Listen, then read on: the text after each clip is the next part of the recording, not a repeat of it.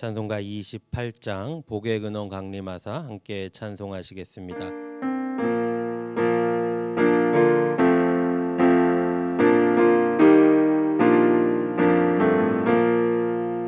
복의 근원 강림하사 찬송하게 하소서. 한량없이 자비하심 증량할 길 없도다. 천사들의 찬송가를 내게 가르치소서. 구속하신 그 사랑을 항상 찬송합니다. 주의 크신 도움 받아 이때까지 왔으니 이와 같이 천국에도 이르기를 바라네. 하나님의 품을 떠나 죄에 빠진 우리를 예수 구원하시려고 보혈을 흘려주셨네. 주의 귀한 은혜 받고 일생 빚진 자 되네. 주의 은혜 사슬 되사 나를 주께 매소서. 우리 마음은 연약하여 범죄하기 쉬우니 하나님이 받으시고 천국인을 치소서. 아멘. 사도신경으로 우리의 신앙을 고백하시겠습니다. 나는 전능하신 아버지 하나님 천지의 창조주를 믿습니다. 나는 그의 유일하신 아들 우리 주 예수 그리스도를 믿습니다. 그는 성령으로 잉태되어 동정녀 마리아에게서 나시고 본디오 빌라도에게 고난을 받아 십자가에 못 박혀 죽으시고 장사된 지 사흘 만에 죽은 자 가운데서 다시 살아나셨으며 하늘에 오르시어 전능하신 아버지 하나님 우편에 앉아 계시다가 거기로부터 살아있는 자와 죽은 자를 심판하러 오십니다. 나는 성령을 믿으며 거룩한 공교회와 성도의 교제와 죄를 용서받는 것과 몸의 부활과 영생을 믿습니다. 아멘. 신약성경 요한복음 6장 41절부터 59절까지 말씀을 함께 보시겠습니다. 신약성경 요한복음 6장 41절부터 59절까지의 말씀입니다. 제가 먼저 읽고 교독하시겠습니다. 자기가 하늘에서 내려온 떡이라 하심으로 유대인들이 예수에 대하여 수군거려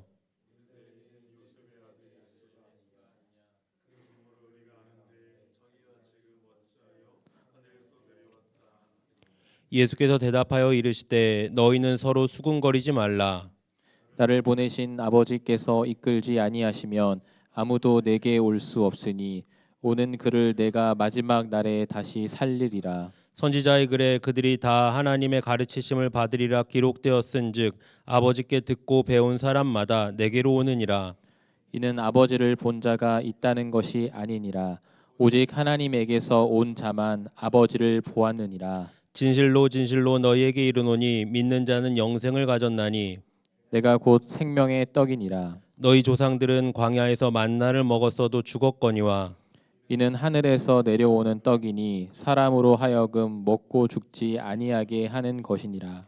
나는 하늘에서 내려온 살아있는 떡이니 사람이 이 떡을 먹으면 영생하리라. 내가 줄 떡은 곧 세상의 생명을 위한 내 살이니라 하시니라.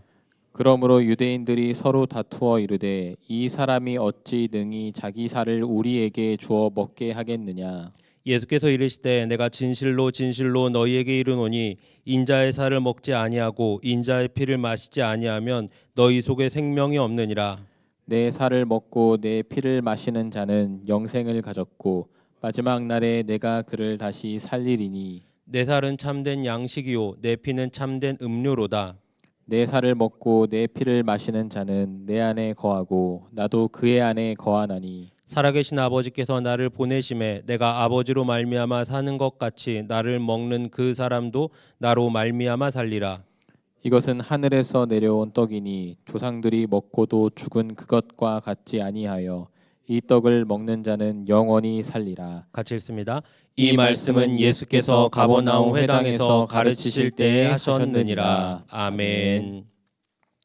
오병이어의 기적 이후에 예수께서는 자신을 하늘에서 내려온 떡이라고 말씀을 하십니다. 그리고 유대인들에게 표현한다면 좀 조곤조곤 아주 상세하게 설명을 해 주시는데 유대인들의 반응이 좀 석연치 않은 정도가 아니라 상당히 배타적입니다. 예수님께서 말씀을 하시고 그리고 조금 더 잘 알아듣게 하기 위해서 하늘의 만나로 표현을 하시면서 유대인들에게 설명, 설득, 비유로 말씀을 하시지만 유대인들의 반응은 냉담하다 못해 아주 배타적입니다. 왜 그럴까? 왜 그럴까? 물론 이게 표면적으로 받아들일 때는 못 받아들일 수도 있지만 유대인들은 율법에 박식한 사람들입니다. 우리가 잘 알고 있듯이 말을 띠면서부터 성경을 가르치고 성인이 되기 전에 웬만해서는 모세오경을 달달달 외웁니다. 지금도 이 유대인들은 자기 민족이 하나님이 선택하신 특권이다라는 이 선민의식이 대단하고 성경에 대해서 말을 하는 것, 율법에 대해서 말을 하는 것은 이 자부심이 엄청납니다. 아무리 신학을 공부하고 아무리 성경에 박식한 사람들도 유대인들이 쉽게 말하면 자기들이랑 같은 수준이다라고 생각을 하지 않습니다. 훨씬 더 위에 있다라고 합니다. 그 정도로 말씀에 박식한 사람들이라면, 그 정도로 율법에 해박한 사람들이라면 예수께서 이렇게 말씀하실 때 조금 더 사고의 폭을 넓혀서 이게 비유이고 이게 어떤 의미가 있을 수도 있겠구나라고 생각을 할 수도 있는데, 이들의 태도가 왜 이렇게 배타적일까? 이들의 태도가 왜 이렇게 나쁘게 예수님께 툭툭 말을 할까 생각해 보면 이런 겁니다. 예수님이 이제 공생애를 시작을 하셨을 때 많은 사람들이 예수님께 몰려들었습니다. 물론 병자를 낫게 해주시는 이 일이, 치유하는 일이 많은 사람들이 모이게 하는 아마 가장 큰 근거였을 겁니다. 또 하나는 하나님 나라에 대해서 말씀을 해주시고 성경을 또 알려주셨습니다. 그리고 결정적으로는 요한복음 시작에서는 그 당시에 많은 사람들의 존경을 받았던 요한이 이제 세례 요한이 자신의 제자들을 예수님께 넘깁니다. 예수님께 위임을 하고 자기가 받았던 주목을 이제 예수님께 돌리는 모습까지 나옵니다. 그러니까 그 당시 기득권을 갖고 있었던 사람들, 그 당시 지도자들이 표현한다면 예수라는 신흥 세력을 바라볼 때는 달갑지가 않은 겁니다.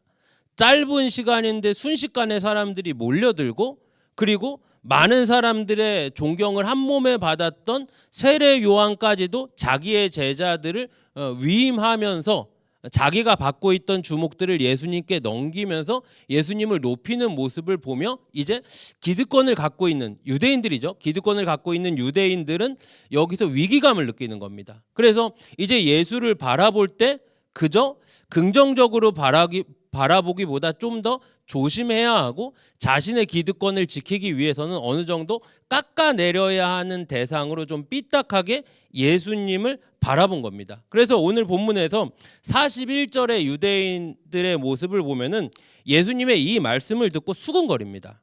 수군거려요. 그리고 52절에 보면은 다툽니다. 예수님은 본인이 하늘에서 내려온 떡이고 이 일은 곧 예수의 십자가 사건을 예표하는 것인데도 이 복음을 듣고도 예수님의 십자가 희생을 예표하는 예수님이 떡이 되신다라는 이야기를 듣고도 수군거리고 다툽니다.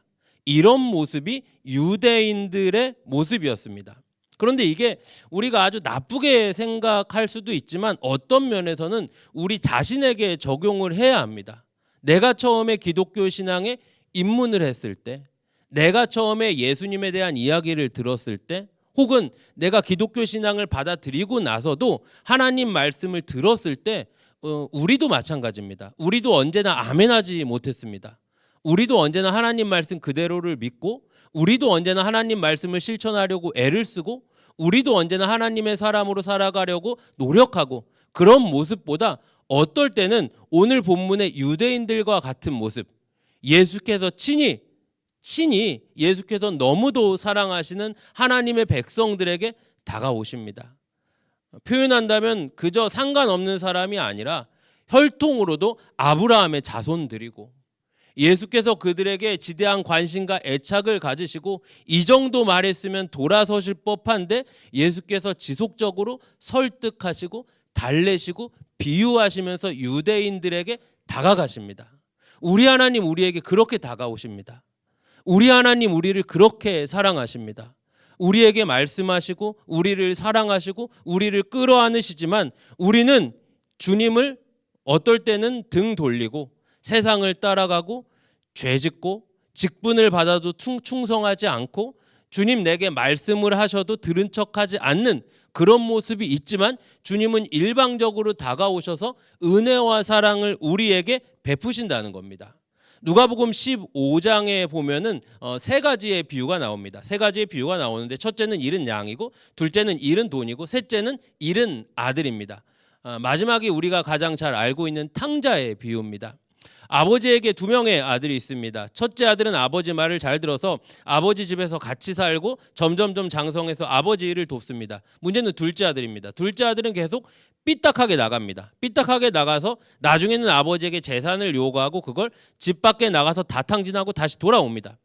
다시 돌아와서 아버지가 성대하게 잔치를 벌여주니까 그 모습을 보고 첫째 아들이 질투를 합니다. 첫째 아들이 뭐라 그러냐? 아버지, 저한테는 염소 새끼 하나 잡아준 적이 없는데 어떻게 동생이 아버지 재산을 다 탕진하고 돌아왔는데 어떻게 저놈한테 저렇게 대해줍니까? 라고 합니다. 그때 아버지가 첫째 아들에게 뭐라고 하냐? 내 것이다 네 것이지 않냐?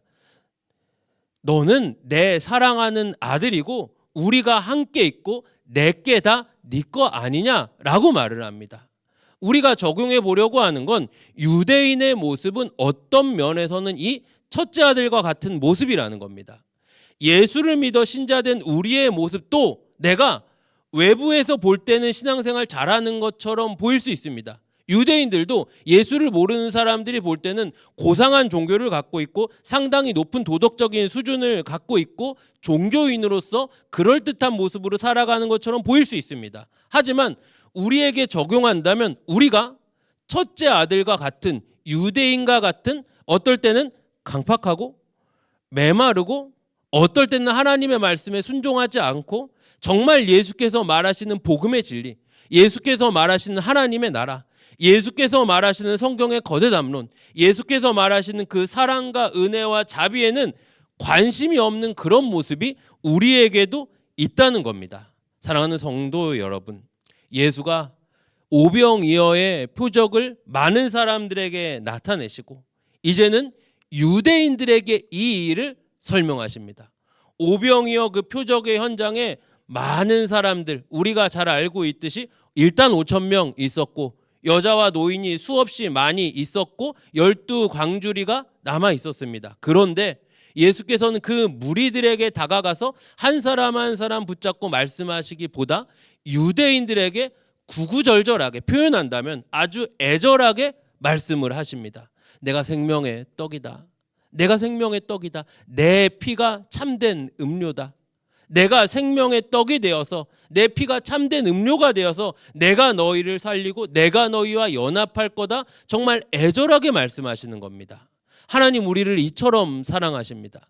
수많은 사람 중에, 많고 많은 사람 중에 하나님이 나를 택해 주셨습니다. 많고 많은 사람 중에 하나님이 나를 불러주셔서 이렇게 모여 하나님 예배하게 하셨고 이렇게 예수 이름으로 구하게 하셨습니다. 유대인들의 모습이 어찌 보면 괘씸해 보이고 강팍해 보이고 나빠 보이지만 이 모습을 볼 때 우리의 신앙을 점검해야 합니다. 신자로서, 성도로서 우리의 신앙을 점검하십시오. 예수께서는 우리를 너무 사랑하셔서 십자가를 지셨고 십자가에서 죽으시고 부활하셨고 이 사건을 오늘 사랑하는 그의 백성들에게 미리 말씀하고 계십니다. 사랑하는 성도 여러분, 여러분의 일상에 주께서 하시는 말씀에 귀를 기울이십시오. 설교를 통해 성경을 읽는 중에, 기도하는 중에 내게 주시는 하나님의 음성에 순종하십시오. 하나님 내게 말씀하시는 하나님의 나라와 예수 십자가의 복음보다 그저 일상의 작은 기도의 제목, 일상의 작은 문제의 해결, 그저 일상의 작은 내 필요를 하나님 앞에 구하고 있지 않습니까? 그런 것도 필요하겠지만 더 큰 하나님의 나라, 더 큰 하나님의 영광, 더 큰 하나님의 일하심을 바라보십시오. 유대인들을 너무 사랑하셔서 그들에게 다가가셔서 말씀하셨지만 그들은 거절했습니다. 그러나 예수는 포기하지 않으시고 그들에게 다가가시고 결국은 그들이 회심하여 하나님의 나라가 완성되고 회복될 것입니다. 우리 하나님 오늘도 우리를 기다려주시고 참아주시고 품어주십니다. 우리의 일상 가운데 우리의 신앙을 점검하시고 나를 위해 살찌고 피 흘려 죽으신 예수의 사랑으로 내 안에 우리의 일상 가운데 하나님의 나라가, 하나님의 돌보심이, 하나님의 영광이 가득하시기를 바랍니다. 그 은혜와 영광을 회복하시고 여러분의 신앙을 점검하시는 하루가 되시기를 바랍니다. 할렐루야. 우리 하나님, 우리를 너무 사랑하셔서 우리를 지명하여 부르셨고 예수 십자가 사랑으로 우리를 끌어안아 주셨습니다. 주여, 우리의 악함과 모남과 모자름을 돌아보니 예수 십자가 사랑으로 가리워 주시옵소서. 눈을 들어 하나님의 사랑을 바라보게 하시고 눈을 들어 하나님의 나라를 바라보게 하여 주시옵소서. 오늘도 부족한 우리에게 용기 주시고 힘 주셔서 주의 은혜로 하나님의 나라를 살아갈 수 있는 우리 모두가 되게 하여 주시옵소서. 예수님의 이름으로 기도하옵나이다. 아멘.